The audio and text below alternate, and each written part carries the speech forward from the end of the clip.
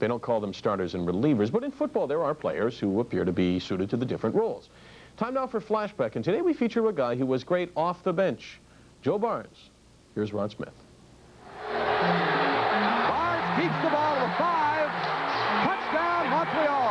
He was by no means the best quarterback ever, but Joe Barnes had skills suited to the CFL, an average arm with better than average running ability.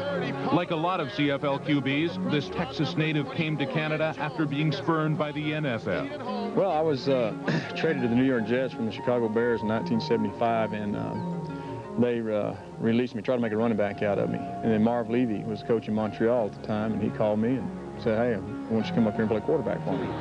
So I came to Canada. In Montreal, Barnes led the Alouettes to Grey Cup appearances in 1978 and 79, only to lose both times to Edmonton. After a brief stint in Saskatchewan, he was traded to Toronto, where he would once again get a chance at earning a ring. I remember the 82, 83, 84 years when I was here with the Argonauts. In 1982, we won our championship, Eastern Division, went to the Grey Cup, and then, of course, the 83 Grey Cup championship.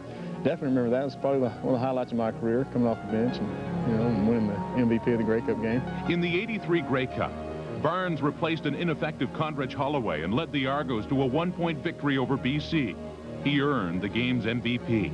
It turned out to be the highlight of his career. 2 years later, he was traded to Calgary. And then in 1986, that career ended back in Montreal when he was cut and forced to retire. Now at the age of 38, he's back in Texas, still involved in football. I've been coaching at a high school, private high school in Dallas, and then working for United Parcel Service. I'm still involved with football. That's fun. I'm trying to groom a quarterback myself right now. I got a 12-year-old. I'm grooming down there, and then I'm working with the quarterbacks at this high school. So there's some good guys.